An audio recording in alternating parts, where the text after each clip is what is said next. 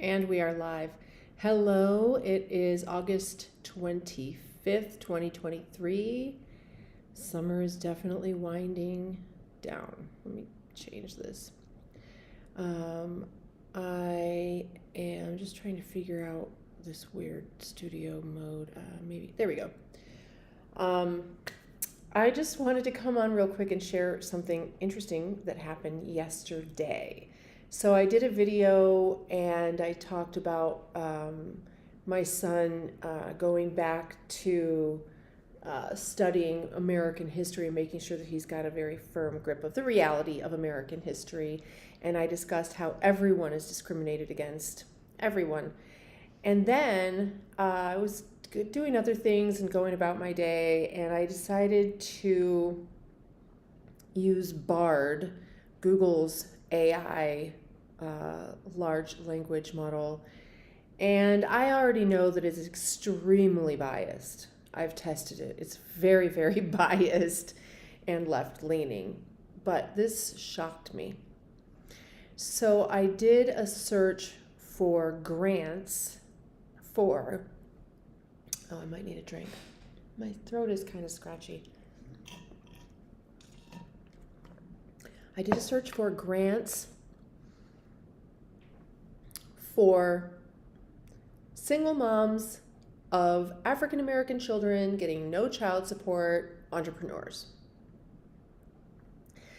So it gave me a list of grants for African American women pursuing their bachelor's degrees. Okay. So a whole list of them, bunches and bunches and bunches of grants where you have to be a Black woman in America to get that grant. Then I did the very same search for single moms of Jewish kids getting no child support entrepreneur. And BARD told me my search was hate speech and violent, promoting violence. And I tried a couple different times and it would not give me any grants for moms of Jewish kids. And I just put it that way because I put it that way. I could have put a Jewish mom or whatever. But the fact that it would give me a huge list of grants for Black American women and not for Jewish women or mothers of Jewish children or whatever, it was considered hate speech and promoting violence. So when I said in that video that everyone is discriminated against, you just can't only look at the world through your own lens and think that you are the sole victim or sole victimized group. And I've actually heard many people speak about this, including Thomas Sowell. You can take any discrimination and internalize it as victimizing you and play the victim card. And I do not do that. I am not a victim. I am a product of my choices. I am a product of the environment that I have designed around me for better or for worse. And there are never going to be, it's just not, with as many human beings and as organic as our society still is today, even though it's largely engineered, you're never going to escape some form of discrimination. You're never going to face a world where every door is open for you. Everything is super easy. It doesn't matter who you are.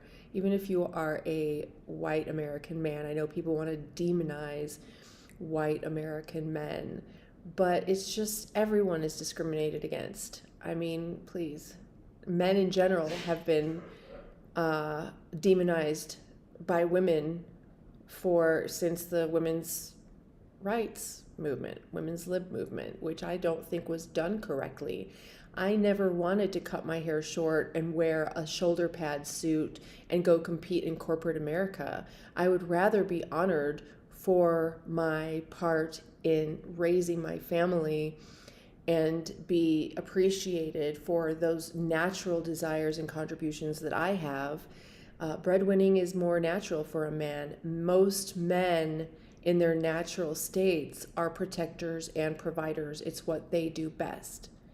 Of course, they can nurture and nest, but if you put a man in a situation where he has to nurture and nest, I would say most men, especially at the early ages of childhood, when their children are really little, they're really going to have a harder time with that than women. Women are more naturally nurturers and nesters. There are gender roles that are innate to each gender, and it's generalizing, yes. But the reason it's generalized that way is because overwhelmingly women are better suited for, and desire to nurture and nest. And men are to protect and provide. It's just what we're good at and where our natural desires tend to take us. So getting off the topic, everyone's discriminated against. I have in the past several months encountered lots and lots of places where there's not accessibility for, and I talked about that in my video as well. Disabilities require accessibility so that there's not a systemic discrimination against different disabilities. What I found in taking courses on LinkedIn Learn is that through the course, I can highlight the course text and have it read to me by my computer. But during the test, I cannot highlight the test questions and have it read to me by my computer, which means I'm reading it. Now, I am not a bad reader. I'm a slow reader and I'm dyslexic, so I will sometimes read it incorrectly and answer the question incorrectly. So in other courses like Coursera, I was able to highlight the text from in the test and have it read to me and answer it most correctly because I need to read it and hear it at the same time. But LinkedIn Learn does not have that because I guess they think you're going to copy and paste the test question into like AI or something and then copy and paste, and then you get the answer and you're cheating. Whatever. So it creates a barrier to entry. It creates an accessibility issue for those of us who need text read to us. What if there was a seeing impaired person who needed those questions read to them by their computer? They can't use LinkedIn Learn. I don't know how they get around that, and I did communicate with them. I don't know how much they see or care about my input, but I've encountered a few things like that. Little things like I was on the Petco website and they had a discount code, and you have to type it in order to get the discount code. You can't just click on it. So, I typed it in wrong, didn't get the discount, and it's so frustrating. It seems like such a little thing, but when you are dyslexic and you have this pop up where you think you've kind of got your life handled and you're just plugging away and you've learned the workarounds, and then all of a sudden here you are just trying to type in this stupid code and you can't type it in right. It takes you a bunch of times and you can't even really sometimes tell when you're typing it in incorrectly. In a clinical sense, it can be triggering. Now, I know societally there's been trigger and meltdown has been appropriated by the woke crowd, but really those are clinical terms used typically with autistic children. A trigger is sort of the clinical straw that broke the camel's back that creates a meltdown, which is a physiological response to the trigger. And the physiological response is the identical response to fight or flight. It is not a tantrum, because when someone is tantruming, like the woke crowd loves to do, once they get their way, they're happy, they're good. But when you have a physiological fight or flight response. There is no calming down from it. You're in survival mode, you're freaked out. And really what I've found is the only way to reset yourself after a physiological clinical meltdown is sleep.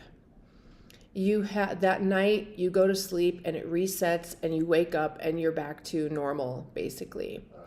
And that is the clinical definition of a trigger and meltdown, unlike what I just said, the appropriated version of the woke's inability to self-soothe and their lack of emotional intelligence. So, between BARD telling me that my search for Jewish grants is violent and hate speech, and between LinkedIn Learn disallowing me to use the resources at my disposal on my computer because they presume I am cheating, it's just more roadblocks. It's just more roadblocks. And so these might be little things, but it's every little thing all day long, right? Every little thing all week long, all year long. And after a while, it just does become very frustrating. But I think as a society, as Americans, we have to be critically thinking enough to understand that it's just not a perfect system for anyone.